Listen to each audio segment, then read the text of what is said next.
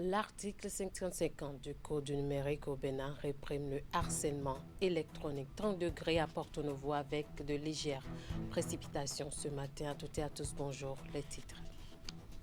Les représentants de 15 pays à Cotonou réfléchissent sur la question de l'économie au Bénin. C'est à l'occasion de la 6e édition des journées scientifiques de l'économie initiée par le ministère des Finances. Les précisions dans ce journal.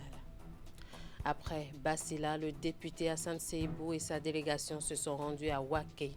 Objectif, échanger avec les populations sur les nouvelles modifications de la Constitution récemment révisée. Les détails dans un instant. Et puis, atelier national d'évaluation du partenariat stratégique entre la Chine et le Bénin. Les travaux se sont tenus au ministère des Affaires étrangères. Le développement, c'est dans un instant. À nouveau, bonjour. 2 jours de réflexion dédiés à l'économie au Bénin, portés par le ministère de l'économie et des finances. La 6e édition des journées scientifiques de l'économie s'est ouverte ce jeudi 27 novembre à Cotonou. Les travaux ont réuni des têtes pensantes de la thématique venues de 15 pays, institutions et prospérité des nations. C'est le thème autour duquel s'animent les débats auxquels participe également le professeur James Robinson, prix Nobel d'économie 2024. Le point de la cérémonie de lancement dans ce reportage de Ingrid Day, présenté ici par Florence Bossa. Figure emblématique de la recherche académique, représentant d'institutions nationales et internationales provenant de 15 pays d'Amérique du Nord, d'Europe, d'Australie, d'Afrique francophone et anglophone, mobilisent leur intelligence autour des enjeux et des opportunités liées à l'économie. À travers ces journées scientifiques de l'économie, le Bénin entend écrire une histoire de transformation durable fondée sur la solidité, la crédibilité et l'efficacité des institutions. Ce thème s'inscrit dans la continuité des réflexions après avoir consacré l'édition précédente à l'importance du capital humain dans le développement durable. Les réformes sectorielles, la digitalisation et l'amélioration des infrastructures ont permis de réduire les coûts de transaction, de coordonner efficacement les actions, les acteurs et d'optimiser l'usage des ressources publiques. Ces mesures illustrent parfaitement que la qualité des institutions est un levier essentiel de productivité et de performance économique. Professeur James Robinson, prix Nobel d'économie 2024, dont les travaux scientifiques sur les institutions et le développement ont influencé la recherche économique et inspiré de nombreuses politiques publiques à travers le monde, est l'hôte de la 6e édition des Assises scientifiques. C'est à lui que revient la charge d'animer la conférence inaugurale de ces journées placées sous le thème « Institutions et prospérité des nations ». Entre 2016 et 2024, l'indice de perception de la corruption s'est accru de 9 points, passant de 36 à 45 points sur 100, et notre pays a gagné 26 places au classement international de transparence internationale. Je ne finirai pas ce benchmarking sans parler de l'indice CPIA de la Banque mondiale, où le Bénin se trouve aujourd'hui en tête de peloton dans l'Afrique francophone. Une centaine d'articles a été reçu par le comité scientifique de l'édition 2025 de ces journées. Les 42 sélectionnés vont faire l'objet de présentations au cours de ces 2 jours de travaux et le meilleur article sera distingué. D'une journée à une autre, la 2e édition des journées de l'écosystème entrepreneurial s'est tenue cette semaine au Palais des Congrès de Cotonou, voulu par l'Agence de développement des petites et moyennes entreprises. Ces assises ont mobilisé sur 3 jours les entrepreneurs du Bénin et des partenaires techniques et financiers. Au centre des débats, la promotion de la culture entrepreneuriale et les défis auxquels sont confrontés les micro, petites et moyennes entreprises. Ingrid Day ou Liat Sanoussi. Les difficultés d'accès au marché, l'accès limité au financement, le manque d'accompagnement rapproché et de mentorat. Autant de problèmes auxquels est confronté l'entrepreneuriat au Bénin. À ces défis, l'Agence de développement des petites et moyennes entreprises entend répondre en initiant les journées de l'écosystème entrepreneurial. Inscrit au menu des activités au programme du mois de l'entrepreneuriat au Bénin, ce rendez-vous constitue un espace où émergent les idées devant solutionner les maux qui minent le secteur. L'organisation de ces journées illustre parfaitement ce que nous défendons au sein de l'agence, une action collective, coordonnée et mutualisée pour un impact national plus fort. Ces journées de l'écosystème entrepreneurial se veulent non seulement une plateforme d'échange, mais également un espace de solutions et de décisions orientées résultats, afin que chaque entrepreneur reparte mieux préparé, mieux connecté et mieux accompagné. Plus de 450 entrepreneurs du Bénin et des partenaires techniques et financiers s'échangent leurs idées et expériences à cette rencontre qui est à sa 2e édition. C'est également le lieu pour eux de saisir les nombreuses opportunités qui s'offrent à eux afin de promouvoir la culture entrepreneuriale et booster leurs entreprises. Je voudrais dire un mot en particulier aux entrepreneurs ici présents. Votre audace, votre créativité, votre résilience et surtout votre sens de l'initiative sont des atouts inestimables pour notre économie. L'ADPME continuera à vos côtés, à ouvrir les portes, à faciliter l'accès à l'accompagnement et au financement, à favoriser l'intégration dans les chaînes de valeur locales et à rendre votre parcours entrepreneurial plus accessible, plus fluide et plus soutenu. Des panels, des séances de coaching, des masterclass, des expositions et des rencontres B2B sont entre autres les activités qui vont meubler ces 3 jours d'échanges et d'opportunités. Un rendez-vous majeur qui marquera une étape importante dans la consolidation de l'écosystème entrepreneurial béninois.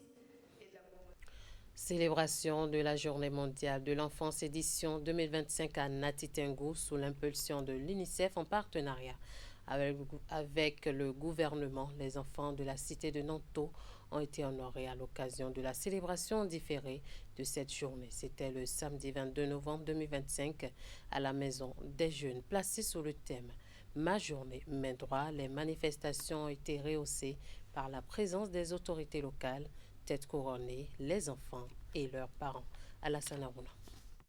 Célébrée chaque 20 novembre de l'année à l'échelle planétaire, la Journée mondiale de l'enfance édition 2025 a été célébrée ce samedi 22 novembre dans la cité de Nanto. Une initiative conjointe du bureau de l'UNICEF à Nati Tengou et l'État central pour faire le point sur le chemin parcouru et celui qui reste à parcourir pour concrétiser les droits des enfants dans la région Atakora-Donga.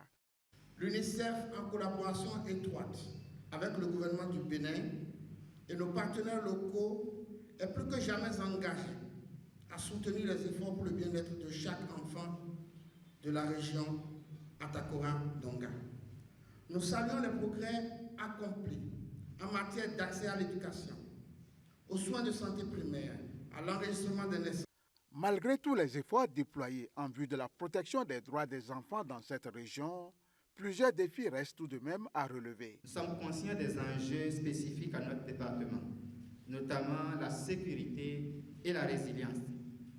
Dans le contexte de sécurité actuel, nous renforçons continuellement les mesures pour que nos enfants puissent vivre, jouer et apprendre en toute quiétude. Chers enfants, nous vous écoutons et nous agissons. La lutte contre les pratiques néfastes, l'abandon de pratiques ancestrales préjudiciables est une priorité. Ma journée, mes droits, c'est le thème central de cette édition. Cela signifie que chaque jour doit être un jour où nos droits sont respectés. Mais malheureusement, dans certaines régions du Bénin, et même ici dans la Takora, beaucoup d'enfants n'ont pas encore accès à ces droits. Certains n'ont pas de bonnes écoles, d'autres n'ont pas d'eau potable et certains sont obligés de travailler ou de se marier trop jeunes. Il est donc important de se rappeler que nous devons tous nous battre pour que ces droits deviennent une réalité. Pour amener les enfants de l'Atakora à découvrir et à mieux s'approprier les droits des enfants, des jeux ludiques divers et variés ont été initiés en leur faveur au terme de cette manifestation. Le gouvernement poursuit sa tournée d'explications autour de la récente révision de la Constitution. Vous l'aurez compris, nous sommes dans la page consacrée aux activités avant, pendant et après les élections dans les communes d'Adjara et de Bonou, donc dans le département de l'Ouémé. Une délégation est allée à la rencontre des populations pour détailler les changements introduits et répondre aux questions des populations. Le point de ces séances d'échange avec Emma Rodono. Au cœur des échanges entre la délégation conduite par le ministre Adidiatou Matis, le ministre conseiller Paulin Gbénou et les populations des communes d'Adjara et de Bonou, un exercice d'explication sur les enjeux de la récente révision de la Constitution. Dans un langage accessible, en français comme dans les langues locales, chaque point de la réforme a été expliqué et replacé dans son contexte. Nous avons parlé de la création du Sénat, que nous qualifions d'institution arbitre de la paix. Parce que là où il y a les anciens, il n'y a jamais de trouble, presque jamais de trouble. Vous avez vu la composition du Sénat, les anciens présidents de la République, les anciens présidents de l'Assemblée, la Cour constitutionnelle, et puis des membres qui seront également désignés. Avec le Sénat, je crois qu'il y aura moins, disons, de troubles dans notre pays. C'est ma profonde conviction et celle que nous avons constatée au niveau des populations à l'issue de nos séances de travail. C'est l'arbitre de la paix, selon nous. Nous avons aussi parlé de l'allongement du mandat du président de la République et des autres élus de 5 à 7 ans. Ce qui a le plus intéressé les populations, c'est l'allongement du mandat du président de la République. Et nous avons expliqué de long en large pourquoi ceci. Le président Talon, qui veut réaliser son programme d'action qu'il a présenté, il lui faut du temps pour mener les études. Il ne veut pas faire des travaux bâclés. Il y a eu du temps. Je me rappelle même des gens nous disaient, lorsqu'il exerçait 2 ou 3 ans de pouvoir, oh, mais il a demandé le temps qu'il faut, le temps nécessaire pour faire les études, passer les marchés pour l'exécution des travaux, retenir, disons, des entrepreneurs, des sociétés, etc., les plus crédibles et ayant de l'expérience, pour que ces réalisations durent dans le temps. Parce qu'un pays qui a des moyens limités doit savoir utiliser ses ressources à bon escient. Nous l'avons expliqué. Et nous avons expliqué, le président de la République, son mandat c'est de 7 ans. Renouvelable, si les populations lui renouvellent son mandat. Mais après cela, ça fait 14 ans. Quelle que soit, disons, la qualité, le bilan de son mandat ou de ses mandats, après les 14 ans, il doit se déplacer à le président de la République. Donc, pour les conseillers communaux, les députés, on l'a expliqué aussi, c'est renouvelable, mais ils peuvent être sanctionnés à tout moment. Donc, il n'y a pas de crainte à cela. La trêve politique, nous en avons également parlé, c'est nécessaire. Ce n'est pas que les populations sont privées de la liberté de parole, non, bien au contraire. Mais les hommes politiques, qui souvent sont enclins à créer le désordre, ça s'adresse surtout à eux. Parce que nous, lorsque nous élisons un président de la République, il a présenté un programme d'action. Il faut le laisser travailler. Nous avons remarqué dans notre pays, malheureusement, que dès que le chef de l'État est installé, c'est comme si on lui envoie, disons, une corde qui attache sur son pied et puis on veut le faire descendre. À peine 6 mois après, il faut qu'il parte, qu'il y ait quelqu'un d'autre. On en a vécu dans notre pays. Donc, il a été retenu dans les nouvelles dispositions qu'après l'élection du président de la République, jusqu'à 1 an d'une nouvelle élection, on le laisse travailler. Les politiques ou les politiciens peuvent critiquer les actions, mais faire aussi des propositions. Au lieu de critiquer pour bourrer les oreilles aux populations et les amener au soulèvement, c'est ça qui est interdit. Partout nous sommes passés. Et c'est notre, disons, satisfaction. Au terme de nos explications, des questions, des réponses apportées, vous les avez vues. Nous sommes d'accord. Ils ont levé la main pour ces initiatives-là. Et on remercie ceux qui l'ont réalisé. Cette délégation sera prochainement dans les communes d'Akpro-Mistrité et de Porto-Novo pour le même exercice.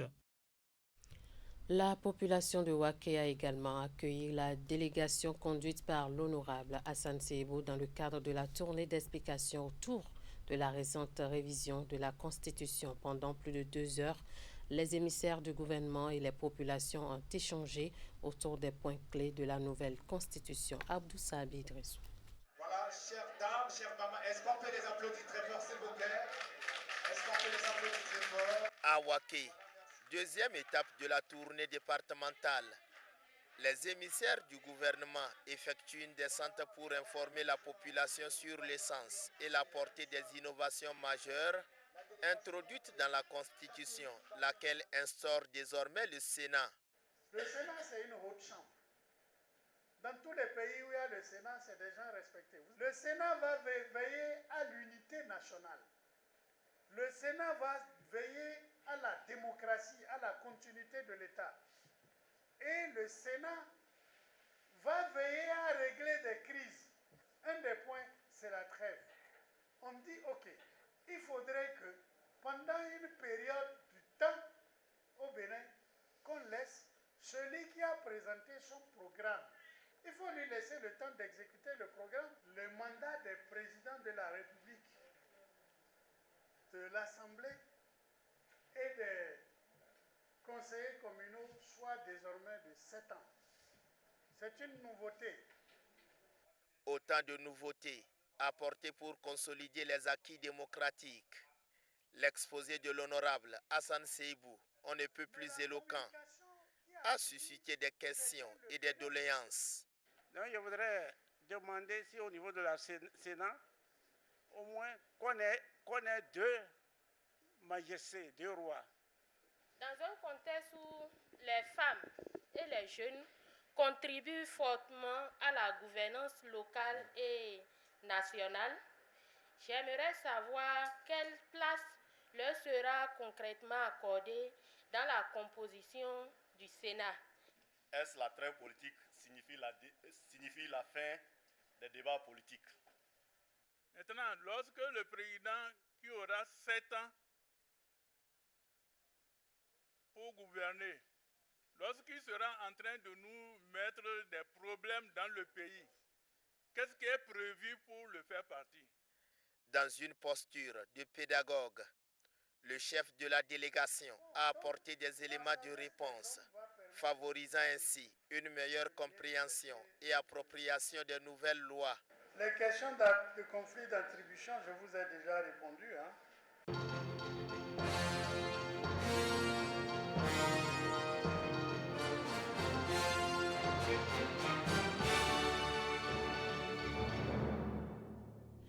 Dans la suite de cette édition, le Bénin et la Chine s'engagent à aligner les priorités de leur coopération pour les années à venir.